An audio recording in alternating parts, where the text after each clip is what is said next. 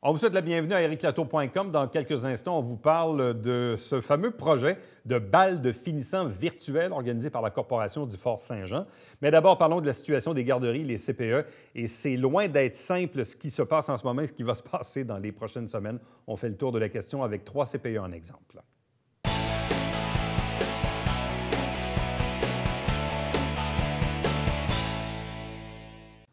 Le plan de déconfinement s'accélère, surtout dans une région comme la nôtre. Ça sera dans une semaine de délai, dans le cas un peu plus de la région qui est à proximité de Montréal.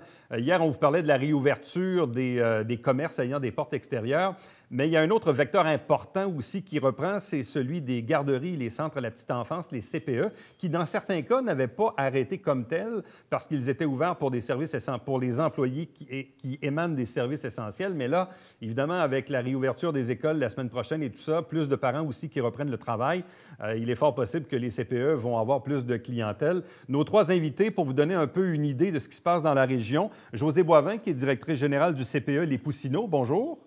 Bonjour. Accompagnée de Manon Poirier du CPE La Petite Caboche. Bonjour à vous. Bonjour. De même que Anne Laporte du CPE chez Fanfan. Donc, bonjour à vous, bienvenue. Bonjour. Bon, expliquez-nous d'abord un peu comment ça s'est passé, disons, dans les dernières semaines pour vous, parce que les CPE étaient quand même ouverts dans les dernières semaines. Oui, effectivement, le 13 mars, on a su que nous étions fermés. Et le dimanche 15 mars, on a su qu'il fallait réouvrir à 3h15. On a pris ça à la télévision en même temps que toute la population, finalement.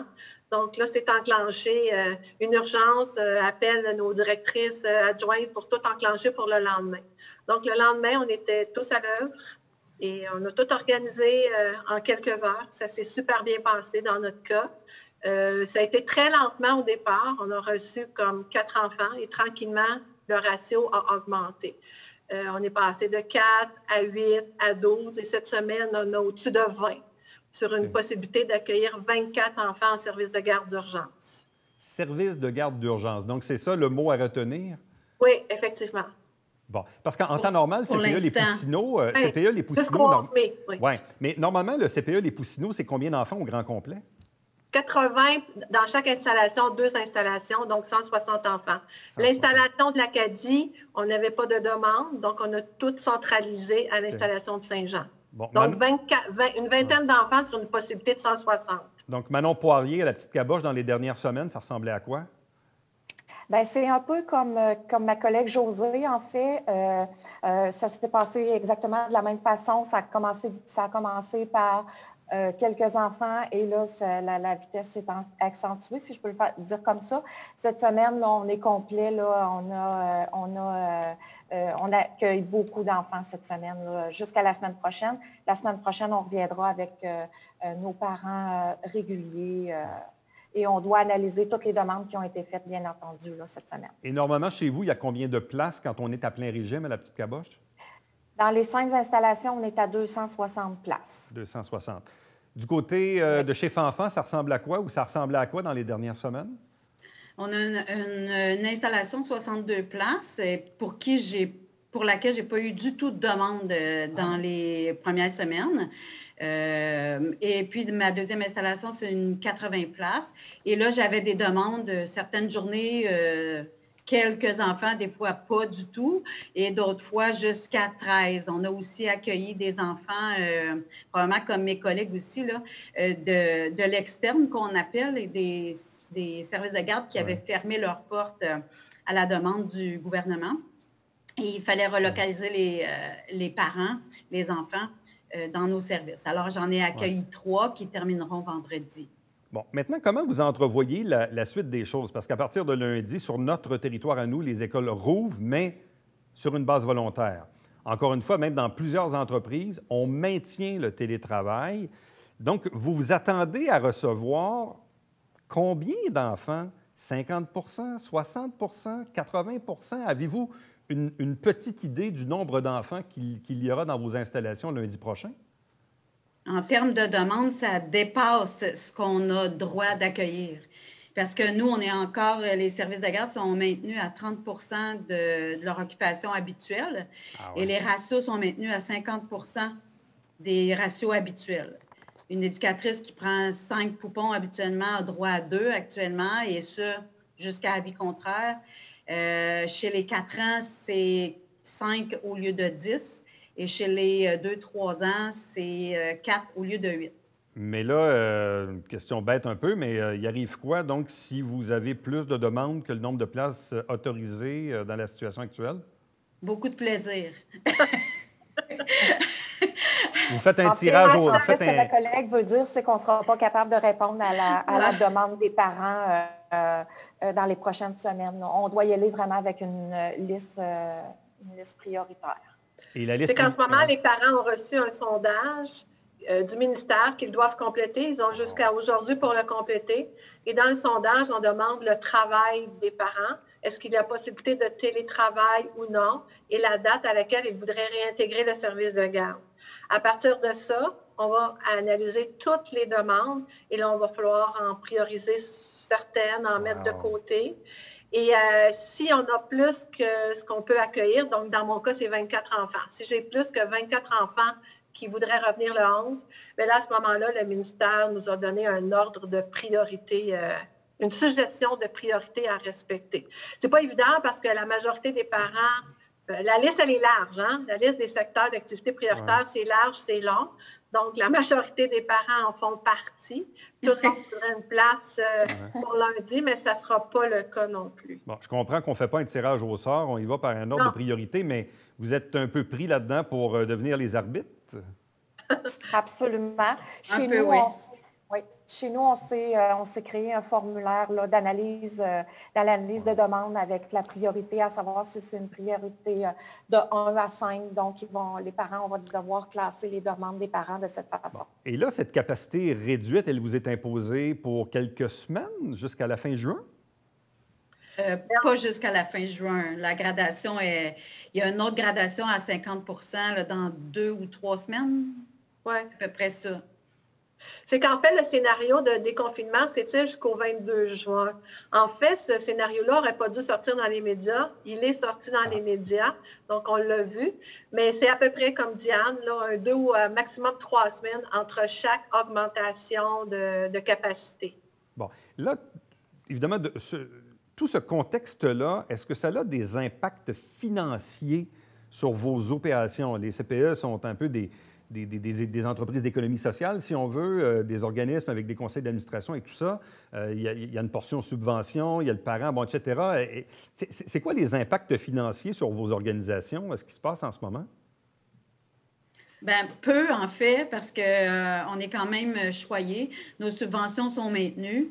Les parents ne paient pas leur contribution s'ils n'utilisent pas le service, jusqu'au retour à la normale, jusqu'à temps qu'on puisse accueillir 100 de notre clientèle. Et le ministère compense une certaine partie des places qui sont pas, dont les enfants ne sont pas présents actuellement. Mais c'est quoi qu'on entendait en fin de semaine dans les médias? Dire oui, mais là, si un parent décide de ne pas envoyer son enfant à la garderie, il va falloir qu'il paye pareil pour préserver sa place. Ça, c'est vrai? Oui. À partir de la fin juin. Oui, c'est ça. Dans les faits, quand on sera revenu à 100 de notre capacité, le parent qui ne désirera pas reprendre sa place va avoir la possibilité de le faire, mais il devra quand même, pour garder sa place jusqu'au 1er septembre, payer les frais. Mais ça, à ce moment-là, c'est seulement quand on sera à 100 d'occupation. Et le 100 ça, c'est quand même, excuse Éric, c'est quand même exceptionnel parce qu'habituellement, une place doit être occupée. Donc, le CPE pourrait être pénalisé s'il n'atteint pas un pourcentage d'occupation. Mais là, le ministère, considérant la pandémie, permet aux parents de reprendre graduellement le service sans pénalité. Mais le 100 d'occupation, il va arriver fin juin, dans le fond. Ben oui et non, ce n'est pas tous les parents qui vont être à l'aise de revenir. Moi, j'ai des parents qui m'ont dit, nous, on ne revient pas avant la tout, là. Non, mais la permission qu'on les occupe à 100 oui, la permission, oui. Selon le calendrier qui n'est pas vraiment sorti, ça serait fin juin. OK. Maintenant, comment ça se passe à l'intérieur de vos installations? Parce que, bon, on parle beaucoup de distanciation puis de mesures d'hygiène. Je comprends que peut bien faire laver les mains aux enfants. Bon, ça va. On dit, bon, bien, il faut laver les mains, mais des enfants de 2 ans, 3 ans, 4 ans, comment on explique ça, qu'il faut garder des distances? Puis là, l'enfant, il s'est fait un petit bobo, il veut un câlin. Bref, comment ça marche dans vos installations? Ben, c'est pas très réaliste de penser, ben, je vais te laisser la parole après maintenant, mais c'est pas très réaliste de penser qu'on va mettre des flèches de circulation par terre comme on a vu dans les médias. Là. On oublie ça. En tout cas, chez nous, ça se fera pas. Et puis, les éducatrices n'empêcheront pas non plus de prendre des enfants si un enfant se fait mal ou si un enfant pleure. Là. Ça, c'est clair et certain. Et puis, pour les jouets, bien, ça va être une rotation des jouets qui vont être désinfectés. Il va y avoir des personnes qui vont être attitrées à la désinfection tout au long de la journée. Et je ne sais pas, Manon, du coup, s'il y a autre chose. Oui. Bien, nous, il va y avoir des horaires pour aller à l'extérieur. Donc, on va limiter les contacts dans les corridors. Il va y avoir un groupe qui va sortir à la fois à l'extérieur. Quand il va rentrer, bien, il va y avoir quelqu'un qui va procéder à la désinfection des jouets à l'extérieur.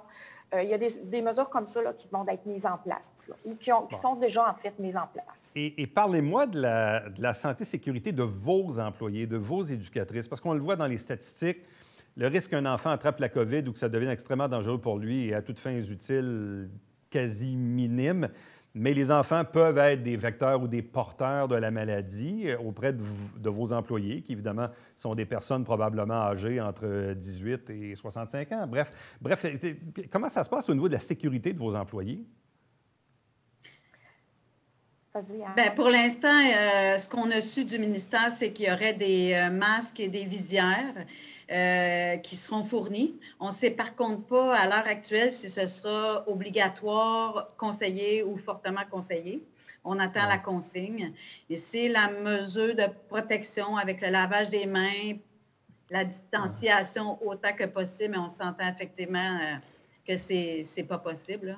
Mais c'est quoi le son de cloche de vos employés? Est-ce qu'ils le réclament? Est-ce qu'ils veulent des masques, des visières, des gants? Ou si honnêtement, c'est variable? Là? Chez nous, ce n'est pas généralisé. Certaines vont le porter occasionnellement, mais il faut savoir que travailler avec un masque, c'est quelque chose. Puis celle qui le porte en ce moment occasionnellement le voit bien. Là. Mon cuisinier porte une visière ce matin avec un masque. Il porte des lunettes habituellement. Puis là, c'est que ça s'embue tout le temps, donc c'est vraiment pas facile. Donc, je pense qu'ils vont peut-être plus le porter dans les moments opportuns, comme les changements de couche, par exemple, ou s'ils ont à consoler un enfant, peut-être, par exemple. Chez nous, il va y avoir la prise de température de chaque enfant le matin et la prise de température des employés également. Puis l'employé va devoir aussi s'apporter un chandail et se changer le matin, même avant de commencer à travailler. Vendredi, on a eu une webinaire avec le docteur Massé, qui est comme le deuxième à la santé publique, puis qui mentionnait que c'était important de faire la distinction entre le linge du travail et le linge de la maison. Donc, le matin, les éducatrices le savent, elles s'apportent un chandail, du moins changent leur chandail et puis vont travailler par la suite. Okay. Et pour le soir, bien entendu, elles se rechangent.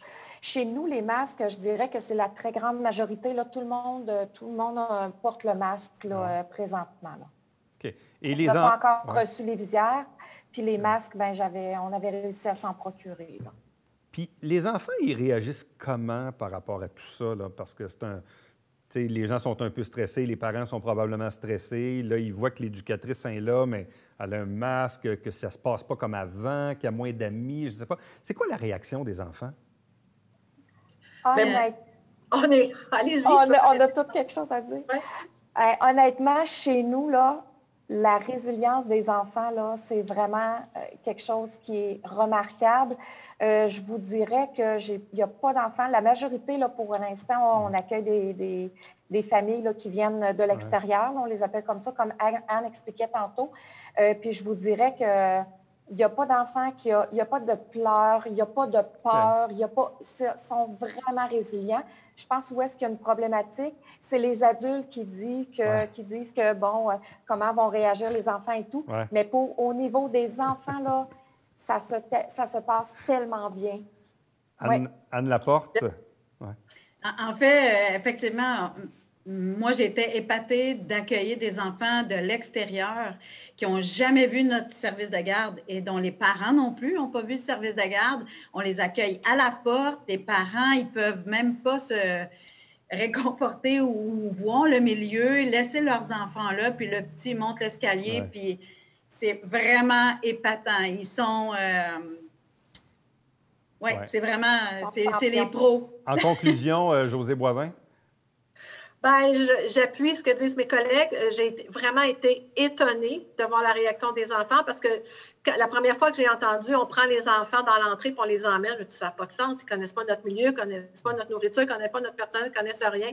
Et on a eu 90 des enfants provenant de l'externe et pas un n'a jamais pleuré. Donc, ça s'est super bien passé. On a eu un personnel extrêmement collaborant. Participants, ça aussi, ça fait la clé du succès. Alors, moi, je lève le chapeau à toute l'équipe de travail, là, en passant de la désinfection des gens de l'hygiène dans la cuisine, par les gens dans le bureau, vraiment. Puis on a eu des parents aussi très compréhensifs et très collaborants. Bien, à vous trois, merci. J'appuie ce que ma collègue dit au niveau du personnel, là, absolument. Là, c'est vraiment... tout le monde s'est bien adapté, tout le monde est collaborateur. À vous trois, merci infiniment, puis bonne chance pour la suite. Merci à vous. Restez avec nous, puisqu'au retour, on vous parle de la mise sur pied d'un programme un peu de bal de finissant, virtuel.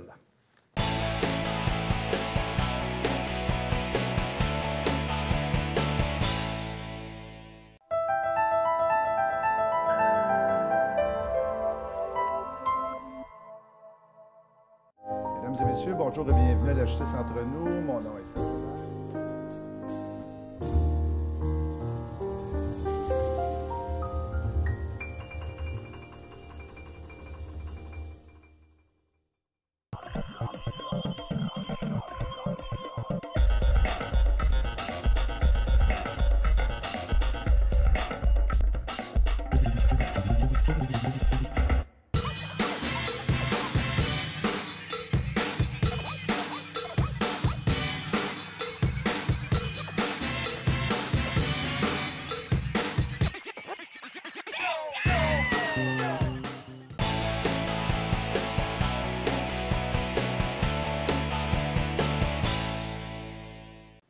Avec toute cette crise, il y a beaucoup de choses qui vont manquer, notamment pour les jeunes du secondaire, on le sait, là, ils ne reprendront pas l'école avant le mois de septembre, mais surtout pour les élèves de secondaire 5 qui se faisaient une joie probablement de penser puis de préparer le bal de finissant.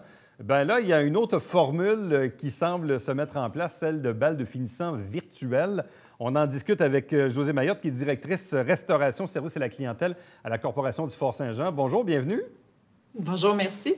Bon, normalement, s'il y a un endroit dans la région où il y a beaucoup de bals de finissants, c'est bien chez vous. À partir de quel moment avez-vous pensé de mettre sur pied une formule de bal de finissants virtuel? Ça fait quelques semaines que ça mijote chez nous parce qu'on voit depuis le mois de mars, on annule des mariages, on annule des gros événements, des collectes de fonds, des beaux événements qui ont été organisés des fois depuis plus d'un an. Puis là, on voyait les balles de finissants arriver au mois de juin et on se disait, c'est clair que ça risque d'être impossible de rassembler autant de personnes dans une salle avec les mesures de distanciation qui ont lieu présentement. Donc, on a essayé de prévoir d'avance une option pour les écoles secondaires et ça a tombé qu'au moment où on était prêt avec notre concept, le gouvernement a annoncé que les écoles secondaires, c'était fermé pour le reste de l'année scolaire. OK. Et on fait ça comment, un bal de finissant virtuel? C'est une excellente question. En fait, donc, l'idée, c'était de permettre à tout le monde de se rassembler puis de vivre quelque chose ensemble. Hein, parce que c'est ça de l'événementiel, c'est de vivre une émotion, c'est de trouver une belle occasion pour se rassembler. Puis dans ce cas-là, c'est un rite de passage qui est excessivement important pour les élèves, pour les adolescents qui s'en vont vers une vie plus adulte, vers le collégial et tout ça. Donc, qu'est-ce qui rassemble les gens dans un événement? Dans les bals, il y a notamment les bars à bonbons. Bon, ce qu'on s'est dit, c'est que ça, on était capable de faire une distribution puis d'envoyer ça chez chacun des finissants à la maison avec un de nos partenaires qui est Livraison Primus. Ouais. Donc, d'envoyer un colis avec des bonbons.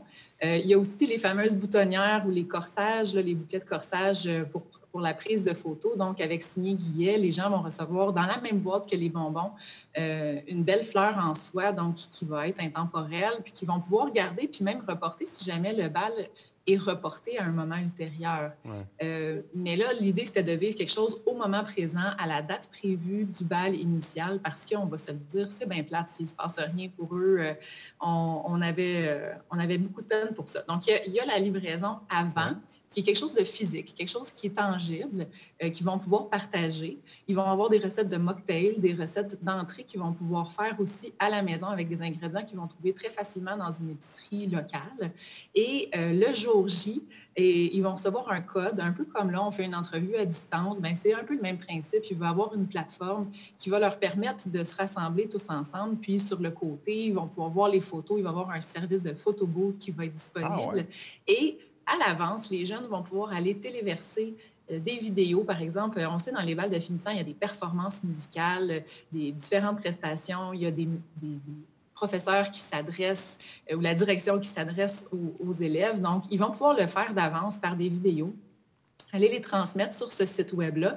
Donc, avec les ambianceurs, ce qu'ils vont faire, c'est qu'ils vont faire des montages de tout ça et ils vont pouvoir le diffuser à tout le monde en même temps. Donc, on va vraiment fonctionner par école pour que ce soit propre à chacune des écoles. Chaque cohorte a sa personnalité, leur inside, les faits saillants de l'année. Donc, ils vont quand même pouvoir se rassembler puis vivre quelque chose, malgré le fait qu'on n'ait pas la prétention que ça remplacera jamais un vrai bal. Bon, parce qu'en même temps, j'imagine que les jeunes avaient probablement déjà pensé à leurs vêtements. Évidemment, le confinement est arrivé à la mi-mars. Je ne sais pas si tout le monde avait acheté un peu les robes et les vestons pour le gala, mais je présume qu'on va demander aux jeunes de s'habiller, disons, dans un costume de circonstance.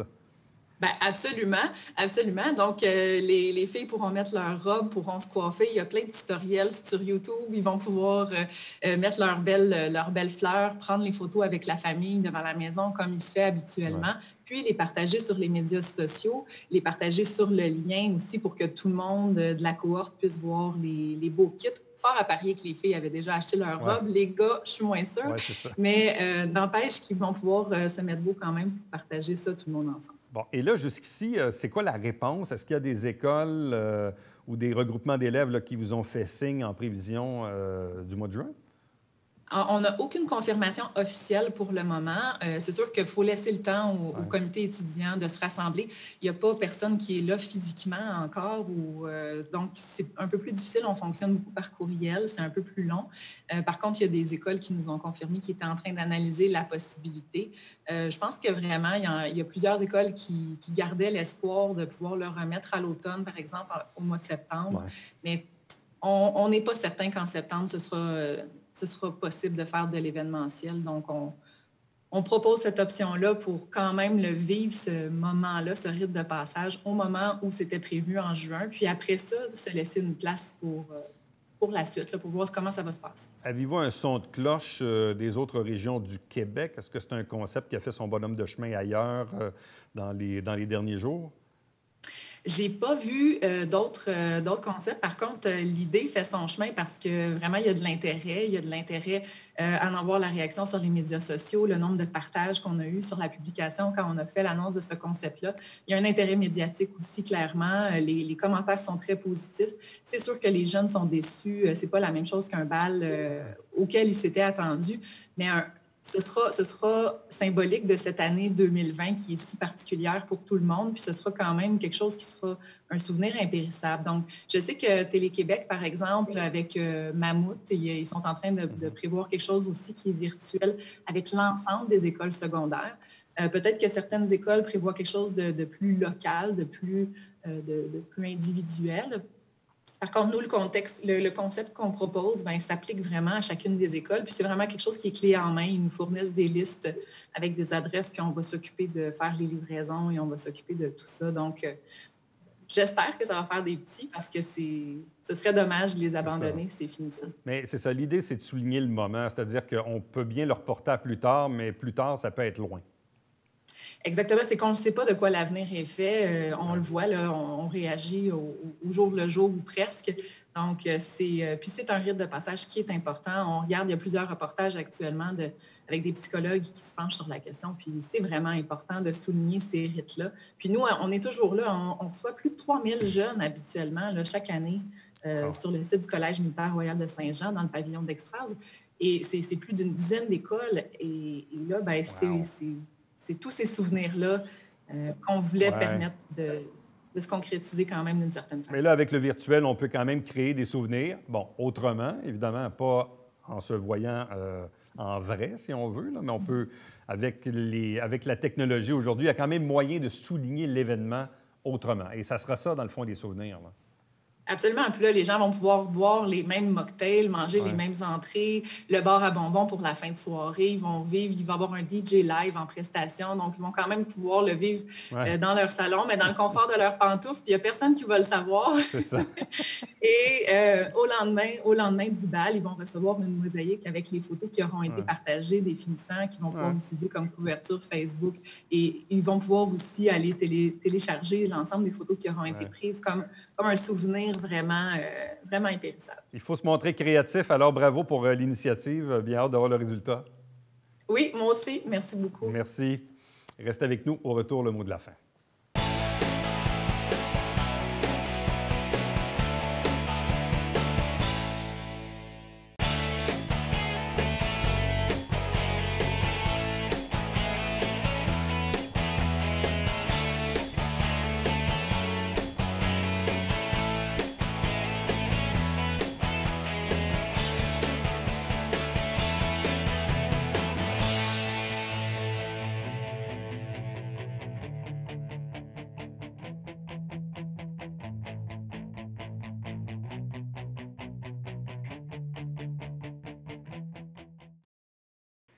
Les ventes débarras sont interdites du côté de Chambly. Du côté de Saint-Jean, je me suis également renseigné. Vous savez, la fameuse fête des Patriotes, donc il n'y aura pas de vente débarras.